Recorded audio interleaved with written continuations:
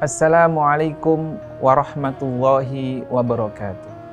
Alhamdulillah wassalatu wassalamu ala rasulillah wa ala alihi wa sahbihi wa mawalah amma ba'dah. Alhamdulillahi rabbil alamin.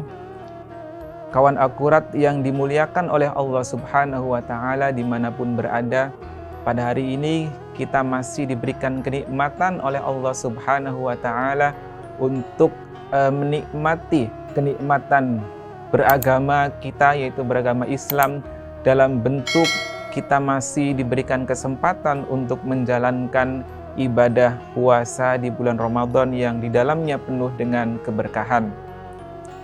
Salawat dan salam semoga kita tetap palingkan, tetap kita curahkan keharibaan baginda Rasulullah Muhammad sallallahu alaihi wasallam. Kawan akurat yang dimuliakan oleh Allah subhanahu wa ta'ala, dulu di zaman Nabi Muhammad sallallahu alaihi wasallam ada seorang sahabat, hiduplah seorang sahabat Nabi Muhammad yang bernama Abu Dujana. Dikatakan oleh para ulama bahwa Abu Dujana ini merupakan salah satu sahabat Nabi yang dikenal sebagai orang yang rajin dalam beribadah, khususnya sholat jamaah 5 waktu di Masjid Nabawi bersama Rasulullah SAW. Namun ada hal yang menjadi perhatian bagi Rasulullah ketika Abu Dujana ini memiliki kebiasaan setelah sholat subuh itu langsung pulang menuju rumahnya. Abu Dujana ini tidak menunggu sampai Rasulullah SAW selesai berdoa. Terus setiap hari seperti itu. Abu Dujana setiap selesai salam ia langsung pulang ke rumahnya. Selesai salam sholat subuh ia langsung pulang ke rumahnya. Tidak menunggu sampai Rasulullah selesai melaksanakan zikir ataupun doa. Sehingga karena kebiasaan ini Rasulullah SAW langsung bertanya, menegur Abu Dujana sekaligus juga bertanya, "Wahai Abu Dujana," kata Rasulullah di satu waktu, "kenapa engkau langsung pulang setelah sholat subuh? Kenapa tidak menunggu aku selesai melaksanakan doa? Bukankah engkau memiliki keinginan-keinginan yang harus engkau panjatkan kepada Allah Subhanahu wa Ta'ala?" Tanya Rasulullah kepada Abu Dujana dengan sedikit menekan. Karena sahabat-sahabat yang lain tidak ada, semuanya menunggu Rasulullah. Rasulullah itu doanya mustajab sehingga para sahabat menunggu. Sementara Abu Dujana selalu pulang ke rumahnya sebelum Rasulullah berdoa. Abu Dujana kemudian menjawab, "Wahai Rasulullah, tentu ada hal yang harus saya panjatkan, tapi wahai Rasulullah, kenapa saya langsung pulang ke rumah? Karena saya punya alasan, wahai Rasulullah." Apa alasannya? Alasannya saya memiliki rumah, di pinggir rumah saya itu ada pohon kurma, wahai Rasulullah. Pohon kurma itu yang memiliki adalah seorang munafik. Di mana pohon kurma ini dahangnya itu menjulur ke halaman rumahku. Setiap waktu malam, biasanya pohon kurma ini buahnya berjatuhan dan jatuhnya itu tepat di halaman rumahku. Dan di waktu pagi biasanya sudah banyak buah-buah kurma yang berceceran di depan halamanku. Mengapa aku langsung pulang ke rumah, wahai Rasulullah? Aku harus membereskan, aku harus mengumpulkan buah kurma itu yang ada di depan halaman rumahku untuk kemudian aku kasih kepada si munafik, orang yang memiliki buah ini. Wahai Rasulullah, orang munafik ini Abu Dujana ini melanjutkan, "Suatu hari aku telat pulang dari Masjid Nabawi.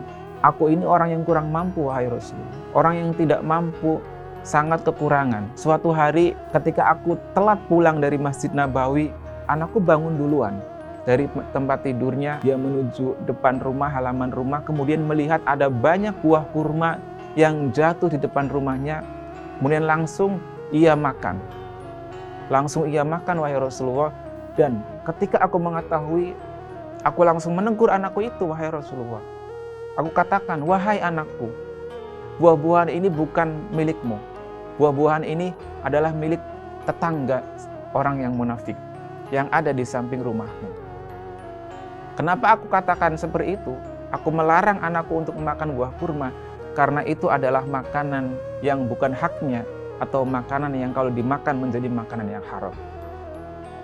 Bahkan ketika itu buah kurma yang ia makan itu sudah sampai pada tenggorokan, sampai kemudian saya masukkan tangannya kepada mulut anakku agar kemudian buah kurma itu keluar dari tenggorokannya. Mengapa demikian?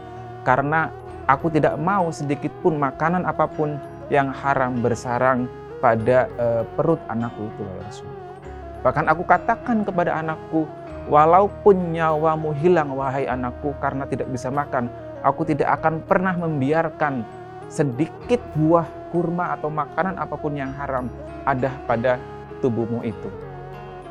Mendengar ini Rasulullah langsung menangis sehingga kemudian memanggil orang munafik yang memiliki buah kurma itu. Rasulullah kemudian berkata kepada seorang munafik yang memiliki buah kurma itu, yang dahang pohonnya itu menjulur ke depan rumahnya Abu Dujana, sambil mengatakan, wahai si munafik, aku beli buah kurma ini, aku beli pohon kurma ini 10 kali lipat dengan setara buah kurma yang buah kurma ini disiram dengan menggunakan perak ataupun emas. Dan juga di dalam pohon kurma ini ada banyak bidadari sejumlah banyaknya buah kurma. Si munafik ini nggak mau, wahai Rasulullah, aku tidak mau buah kurma yang dimiliki olehku dibeli dengan buah kurma yang belum jelas. Kata munafik bilang begitu. Akhirnya tidak lama kemudian datang Abu Bakar. Oke, kalau begitu aku saja yang akan membeli 10 kali lipat dan dengan harga kontan. Dibelilah pohon kurma itu sehingga langsung pulang. Singkat cerita, kawan akurat yang dirahmati oleh Allah Subhanahu wa taala, dari kisah Abu Dujana yang sangat mulia ini, sahabat Rasulullah yang sangat mulia ini, dapat kita simpulkan bahwa tidak seharusnya seorang muslim kemudian memakan makanan yang haram. Ya, jangan sampai memakan makanan yang didapat dengan cara-cara yang haram, misalnya dengan cara korupsi, dengan cara misalnya suap, dengan cara menipu dan lain sebagainya. Karena sedikit makanan kalau misalnya di dalamnya ada unsur keharaman, baik caranya ataupun bentuknya, maka kelak akan dipertanggungjawabkan, kelak akan menjadi siksa yang amat pedih di neraka. Inilah yang dapat kita pelajaran dari kisah Abu Dujana. Semoga dapat dijadikan sebagai pelajaran penting sehingga kita menjadi pribadi yang bersih, pribadi yang tidak ada dosa karena sedikit makanan haram.